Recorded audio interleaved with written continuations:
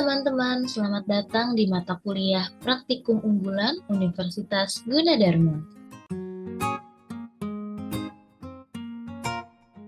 Dalam video kali ini akan disampaikan terkait materi pada moda self-study. Sesuai namanya, teman-teman akan menjalankan program pada perangkat masing-masing, baik melalui Jupyter Notebook atau Google Collaboratory. Materi ini akan tersedia di virtual class. Jadi, sebelum menonton video ini, pastikan teman-teman sudah melakukan download materi yang ada. Pada pertemuan kali ini, teman-teman akan melakukan beberapa operasi dasar statistik dengan data bertema konstruksi, yaitu data pembuatan semen atau semen manufacturing. Di sini ada beberapa poin pembahasan dalam file notebook kali ini, yaitu terkait histogram, box plot, summary statistik, relationship between variables, correlation, covariance, Pearson correlation, Spearman rank correlation, and hypothesis testing.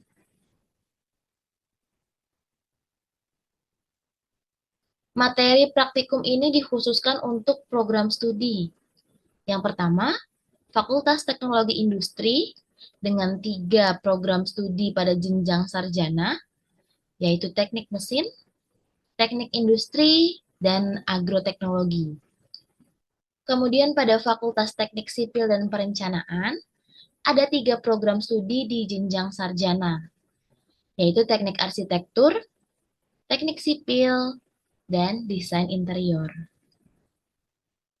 Kemudian pada Fakultas Kedokteran, ada program studi kedokteran di jenjang sarjana.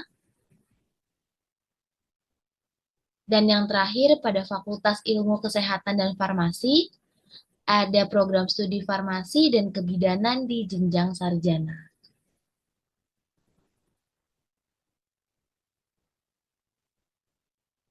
Sebelum kita masuk ke overview dataset, jadi dalam notebook kali ini teman-teman akan mempelajari bagaimana hubungan antar variabel. Misalnya, hubungan antara kekuatan tekan beton dengan bahan penyusunnya, serta bagaimana menghitung korelasi dan kovariansi antara variabel-variabel yang ada. Di sini dalam overview dataset atau mungkin bisa kita sebut sebagai rangkuman dari dataset yang akan teman-teman gunakan ya. Kalau kita lihat dari penjelasan yang ada, di sini dataset berisi informasi-informasi penting mengenai bahan penyusun beton. Di antaranya ada semen, ada slag, ash, water, dan lain sebagainya beserta satuan dari bahan-bahan tersebut. Selanjutnya untuk instruksi pengerjaan praktikum, di sini ada 10 poin yang harus teman-teman kerjakan. Silakan teman-teman lengkapi notebook praktikum ini dengan instruksi berikut. Yang pertama, bacalah dataset yang tersimpan di URL sebagai berikut. Kemudian melihat dimensi dan kolom fitur dari dataset. Buatlah sebuah histogram dari data kolom strength. Buatlah diagram box plot dari dataset yang ada. Hitung karakteristik statistik, baik standar deviasi, variance, mean, median dari masing-masing kolom data. Kemudian buatlah correlation map dari dataset tersebut. Yang kedelapan, hitung covariance dalam kolom data, strength, age, dan semen. Nomor 9, hitung Pearson correlation dan Spearman correlation dari kolom age dan strength. Yang terakhir atau poin ke-10, hitung nilai hipotesis testing untuk kolom age dan strength. Untuk menjawab soal dalam notebook, jadi nanti pada sel akan ada bagian hashtag code here, kemudian titik-titik dalam kurung siku. Nah, titik-titik inilah yang silahkan teman-teman ganti dengan kode Python yang sesuai dengan perintah. Oke, selanjutnya kita masuk ke dalam pembahasan kode programnya ya. Yang pertama kita melakukan import library. Di sini kita menggunakan library Pandas, NumPy, Seaborn, dan Matplotlib. Untuk Pandas itu merupakan library Python yang berfungsi dalam melakukan manipulasi dan analisis data. Biasanya data yang digunakan itu dalam bentuk tabular, dalam format CSV ataupun XLS atau Excel. Kemudian untuk NumPy di sini merupakan library untuk mengolah dan memanipulasi data dalam bentuk array. Jadi, array NumPy dapat digunakan untuk perhitungan saintifik dan matematika tingkat lanjut dalam jumlah data yang besar. Kemudian untuk Seaborn dan Matplotlib di sini digunakan untuk visualisasi data. Mungkin nanti akan membuat box plot dan histogram seperti yang sudah disampaikan dalam poin-poin yang akan dibahas di notebook kali ini.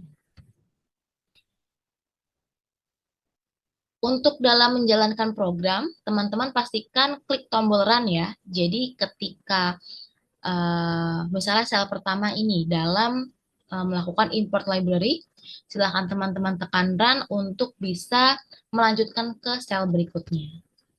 Sel berikutnya dalam membaca dataset, di sini ada blank kosong untuk variabel URL data.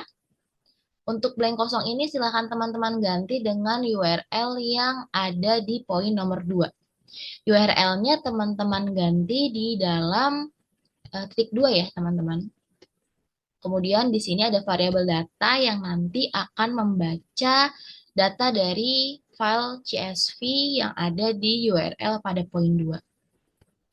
Kemudian untuk melihat 5 baris awal dari dataset, bisa menggunakan fungsi head.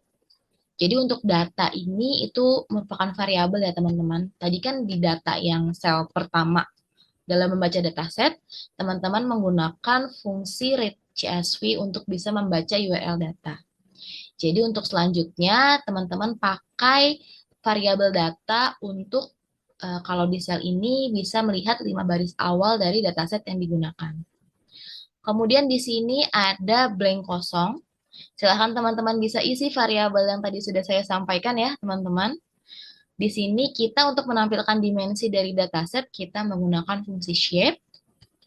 Selanjutnya untuk menampilkan kolom dari dataset, kita menggunakan fungsi .columns. Selanjutnya, hitung nilai min atau rata-rata dari kolom strength di dataset.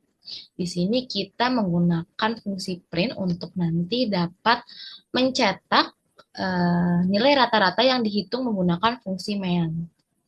Nah, di sini ada titik-titik kosong lagi nih teman-teman, karena arahannya kita menghitung nilai min dari kolom strength, ya silahkan teman-teman bisa isi nama kolomnya ya teman-teman.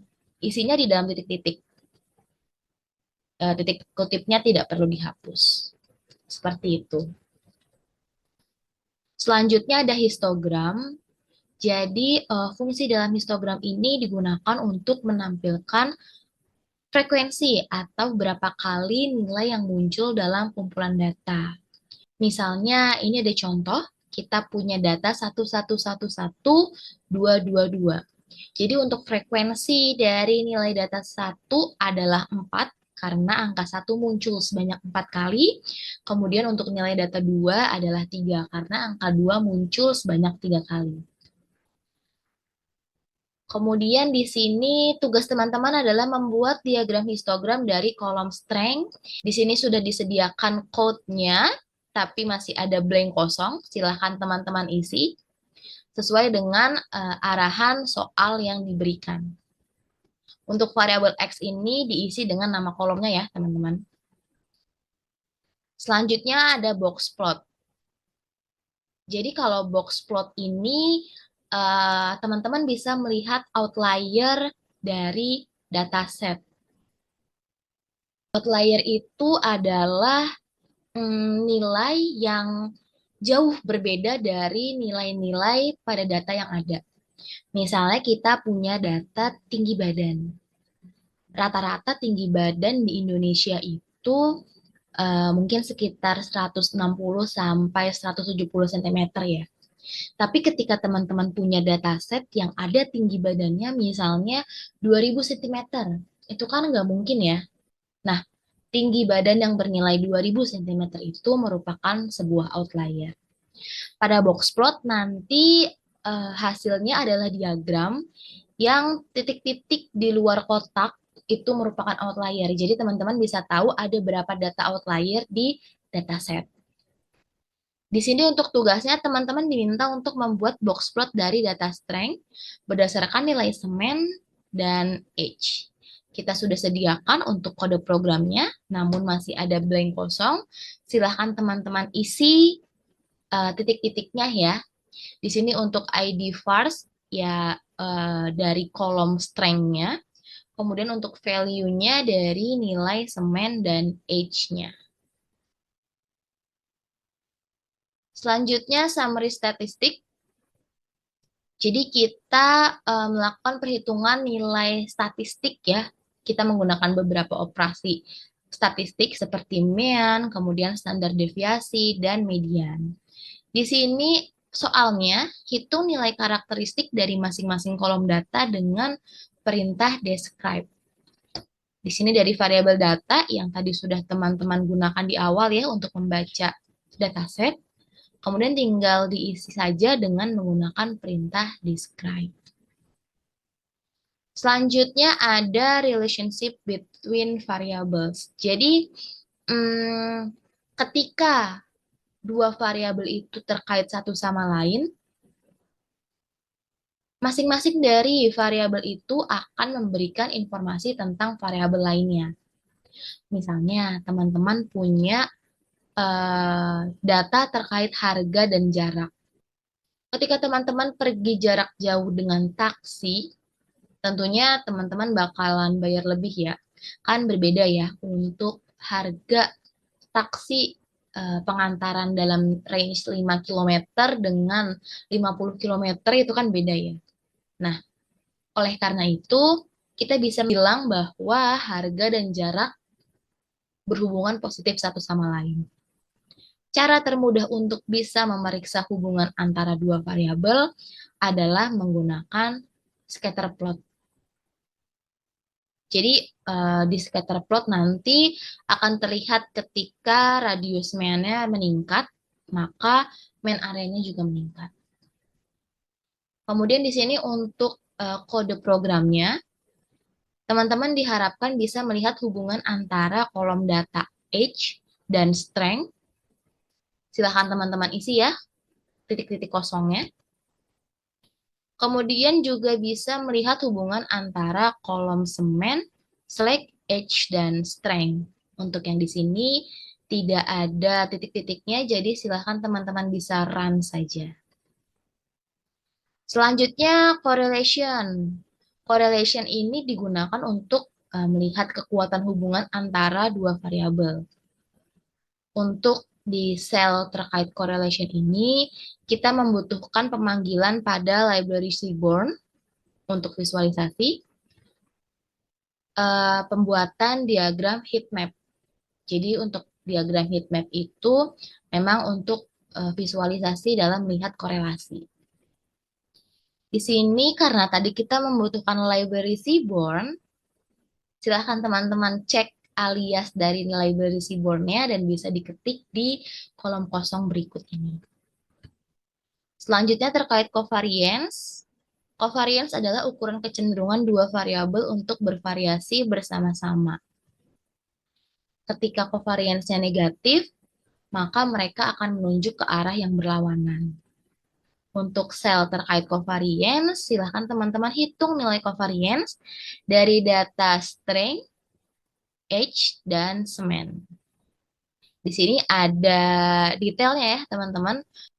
Covariance di antara strength dan umur, dan covariance di antara strength dan semen. Silahkan bisa teman-teman isi ya titik-titik kosongnya. Selanjutnya terkait person correlation.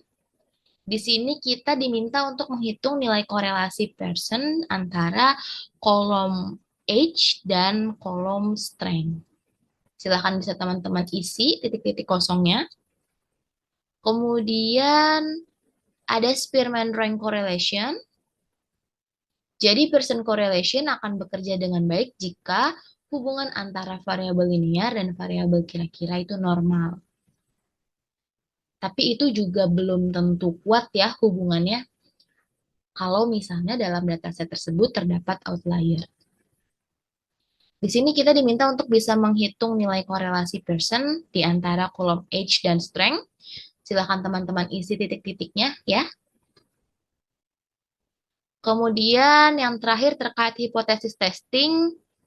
Di sini teman-teman diminta untuk melakukan hipotesis testing antara data pada kolom age dan kolom strength. Jadi di sini ada blank kosongnya ya. Untuk teman-teman bisa mengetahui apakah hipotesis yang ada itu diterima atau tidak. Seperti itu. Sekian pembahasan video kali ini.